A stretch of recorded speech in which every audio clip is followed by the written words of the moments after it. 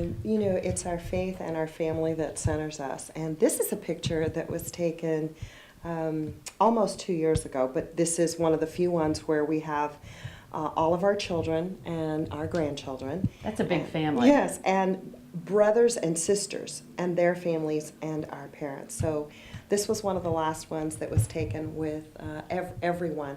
And since then, you know, we have had a couple of losses. So everybody here is a brother, a sister, a son or a daughter, a grandchild, or a niece or a nephew. So I'm counting real quickly. It looks like we have at least, what, 40 people here maybe? This is called 2 turkeys and 2 hams if you get anybody together, and at least 10 pounds of potato salad and 8 pounds of pinto beans. I calculate it that way since I'm normally the family cook. A year ago, you were running for lieutenant governor. Now you're running for mayor. And I think there have been questions about whether this was Plan B, whether this was the alternative job if you didn't become lieutenant governor. Can you explain to people who wonder if that's the case, why it is or isn't true? During that campaign, I did not at one instant think that I would be running for mayor. It wasn't in my agenda. But about 2 weeks after I got home, really began to think about the people I encountered all across the street. And there was this one particular day where I was doing errands everywhere, and there was a woman, a retired nurse, coming out of Southwest General Hospital, and she said, "We didn't win, but you need to run for mayor." I was on the southeast side, and my tire indicator light had come on, and I stopped in this little shop, and it was a young mechanic, his dad, and his mom who did the paperwork. I've never represented that part of the community, and they said, "Please run. Please run for mayor. Run for our families." I was out at Blanco in 1604, and there was a woman who came toward me very aggressively, and she said, "Leticia Van de Putte." She says, "I did not vote for you, because I'm a Republican, and I never vote for Democrats. But I would vote for you for mayor, and we need someone who'll be strong for our city and strong for our children. And there are a lot of Republican women like me." And she gave me her card and said, "Please run for mayor." And that kept on. But the last one, after I had gotten off the phone with one of our major CEOs, was the shoe shine guy at Pico de Gallo restaurant. Same sort of thing, "Please run." And this was nonstop. And I realized it wasn't just CEOs and community leaders, 3 past former mayors, all asking me, "Please run for mayor." For 35 years, I've been listening to my patients across the prescription counter, and for 24 to my constituents. And I heeded that call. I'm thrilled to be running for mayor. Surely, I have gotten so much experience being San Antonio's voice in the legislature, but it's that proven leadership that I know that I can bring back home at a time when my city is at a crossroads. So I'm excited to be running for mayor. I'm so proud to be on the ballot with such public servants. Worked with Mike in the legislature.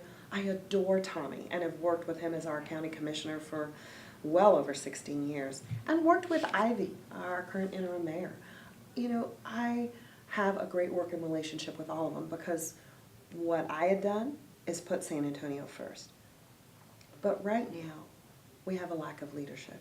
And you open the front pages of the newspapers or in the media, on the radio, and you hear that we can't get this police and fire contract done.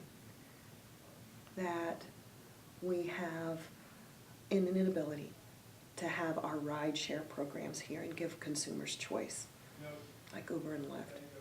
That we've got contaminated dirt that wasn't handled correctly, and what is going to happen with that. And San Antonio is going to be the 5th largest city after this very strong and aggressive annexation plan. AAA bond rated. But we've got a lack of leadership. I know that what I do best is head things off before they become a crisis. I've been known in the legislature to work across the aisle with everyone to make sure that we can solve the big challenges.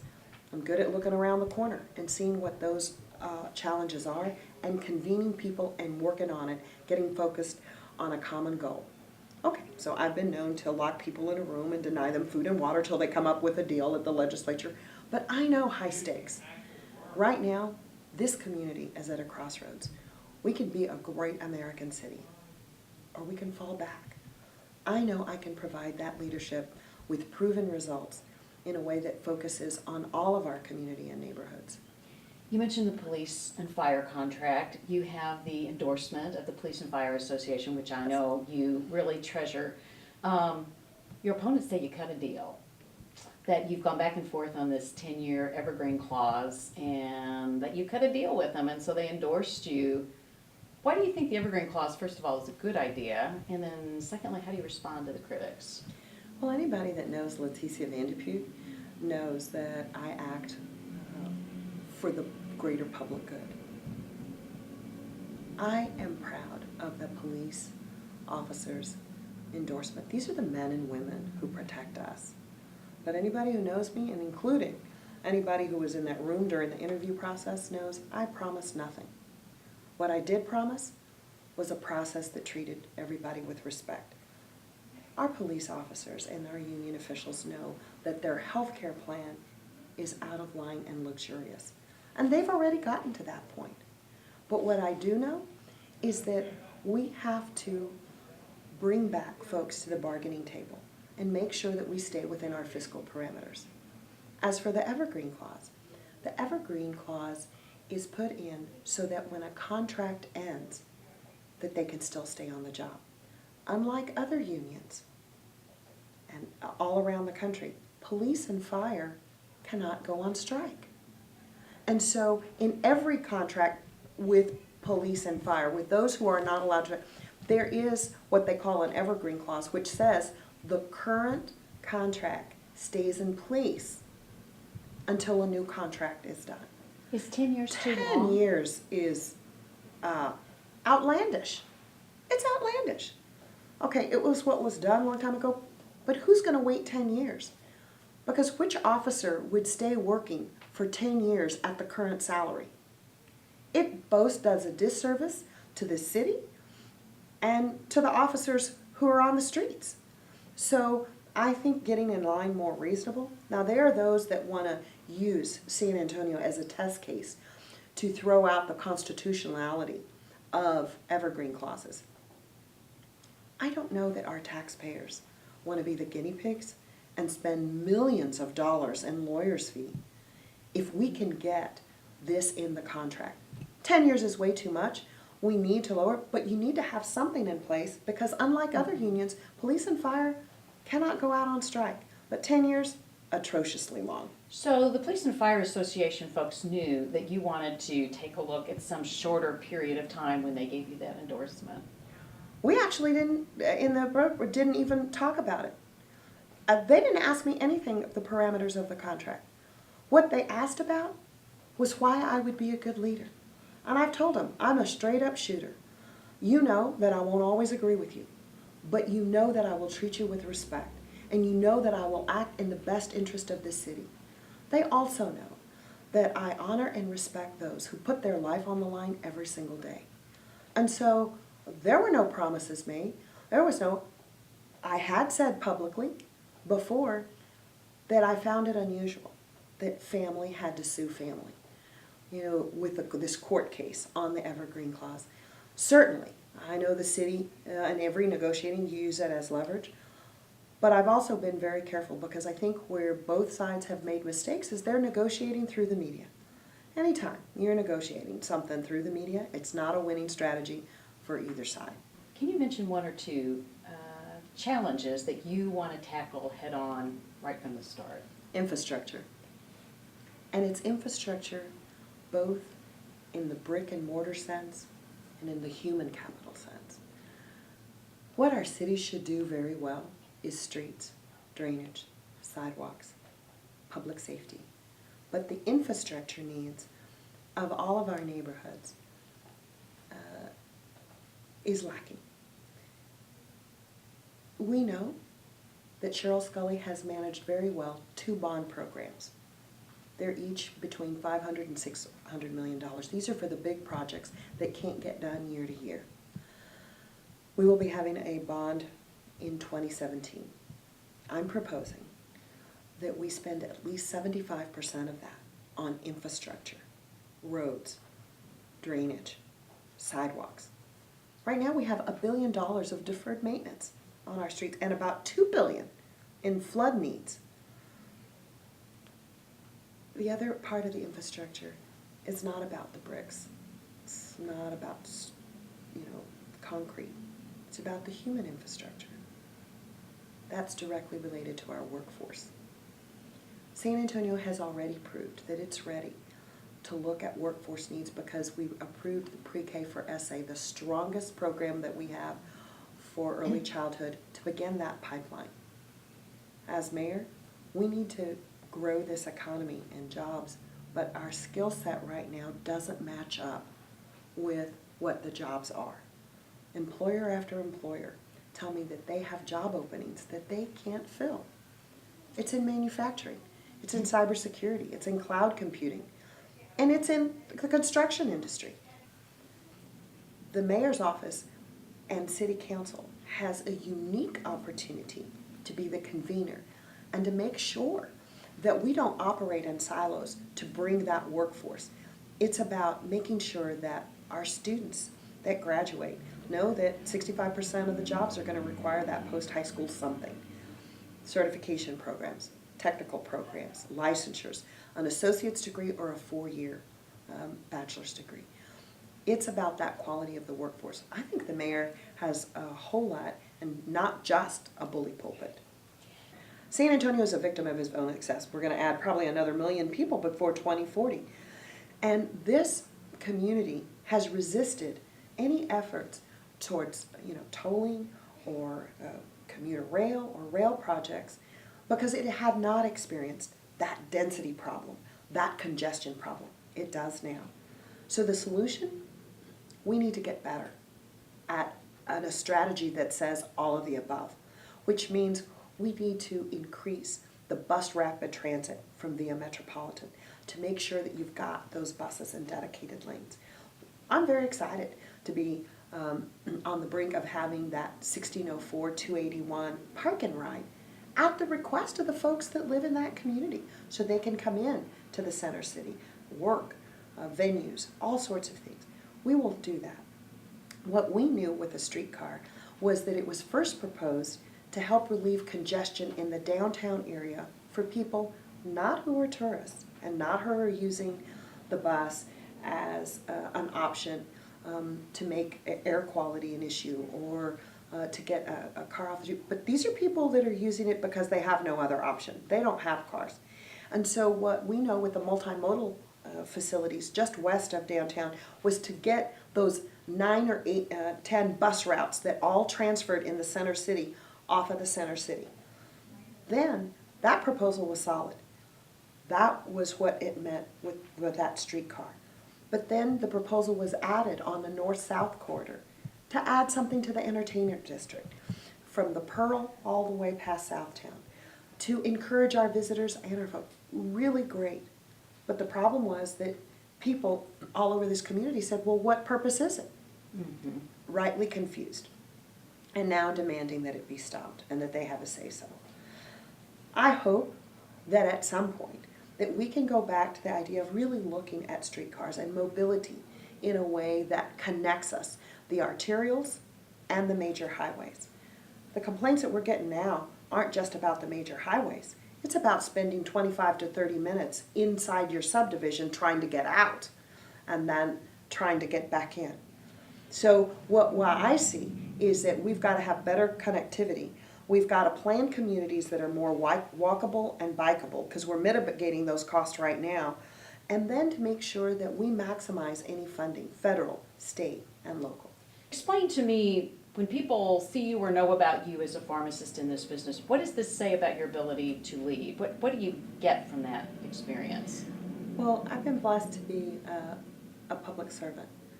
All of us are public servants. We're in service to each other in our neighborhoods, in our schools, in our communities. There are so many San Antonians that give to nonprofit organizations. I'm just lucky enough to be an elected public servant. And to do that, you really have to be centered first. My center comes from my faith, that deep faith that is part of the community.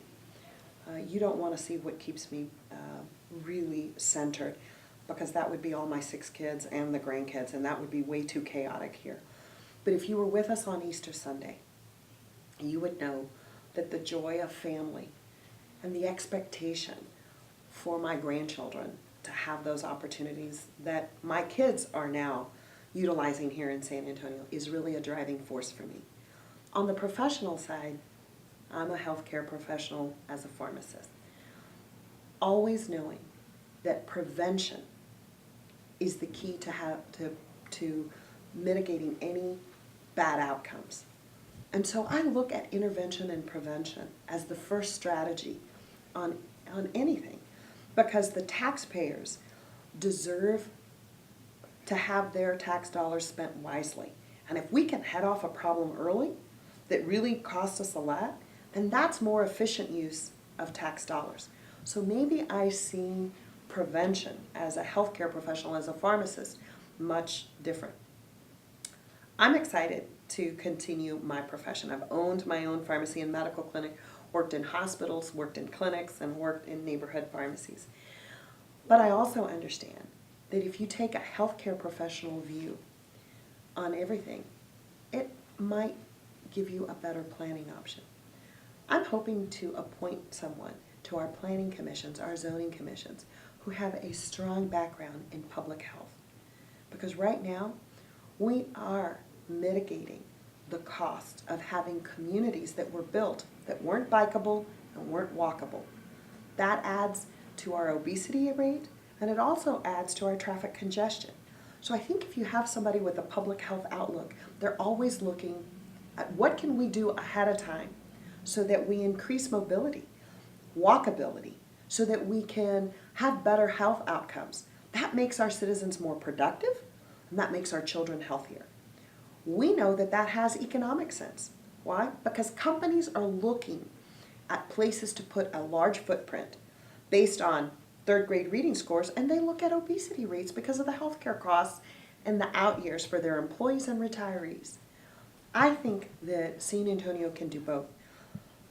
So as a mayor, I would bring that public health perspective into areas probably of city that probably folks hadn't thought of before.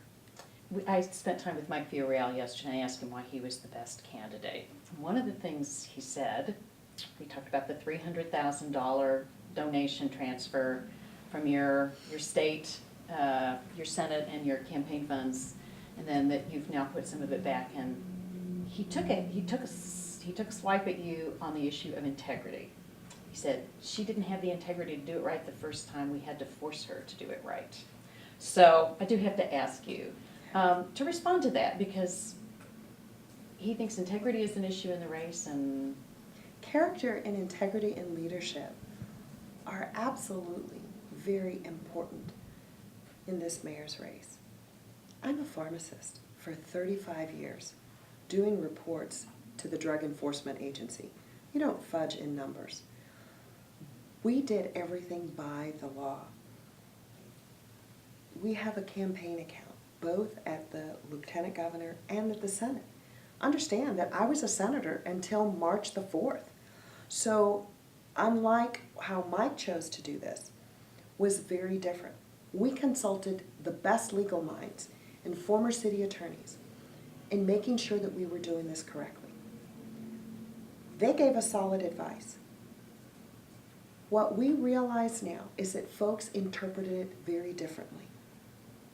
But I have to tell you, Mike and everybody else who's run before ought to know the difference between an in-kind donation and a cash donation. His interpretation was that because Battleground Texas gave us a report at the end of November that said they spent about $200,000 on rate, that I would not qualify for anything to be put back. Battleground Texas and other groups did not cut a check. They did not give us 1 penny. When they block walk or if they do a phone bank, they report to candidates, we think we spent this much. So of the $15 million plus that Battleground Texas spent, they gave us an accounting that was turned in both to us and to the Ethics Commission. This is a really complicated issue. Mm-hmm. There's no cash. But my integrity was more important. So what we have decided to do is to go exactly by the most strict interpretation of money that was last in to the campaign would be the first out. So you're And s- yes, that's probably gonna cause me to return about 150,000. But my integrity was more important. It wasn't because they called me out on it. It was because it was the right thing to do. When there is any hint, that just goes to show you I'm the type of leader that listens. And when there's any hint of anything, I'm gonna go to the extreme to make sure. Now, I think it's funny coming from Mike, who has had some of the largest fines at the Texas Ethics Commission for violations of employment. And so I think that maybe Mike ought to take a look at his own past fines issued by the Texas Ethics Commission. Why are you better than Mike Villarreal, Ivy Taylor, and Tommy Atkinson? No one else in this race has my record of proven results. Working with everyone, both sides of the aisle and independents, to get the major challenges done. I have led in efforts at the legislature and with the city.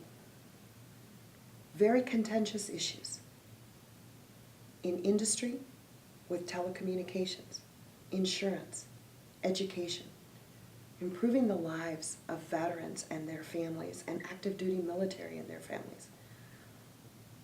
A greater knowledge than anybody about military installations and how we need to protect those in San Antonio. Yeah, I'm older than most of the candidates, and so maybe I have better and more experience at life experiences, but it's really about the quality of leadership. I can get it done. And right now, our city council is faced with a lack of leadership. We have good members on city council. They're very new at their tenure. Ivy Taylor hasn't been an effective leader.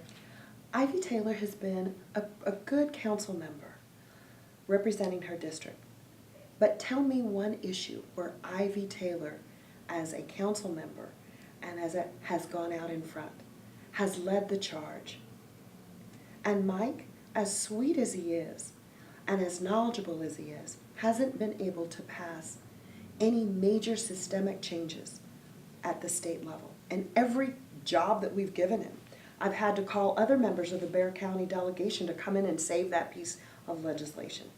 He's a great guy, and he's very knowledgeable, and he's a financial analyst. But we don't need a financial analyst. We need a leader. And if there's one thing I know that I can get done, is to bring people together, to heal this city, to make sure that everybody's at the table.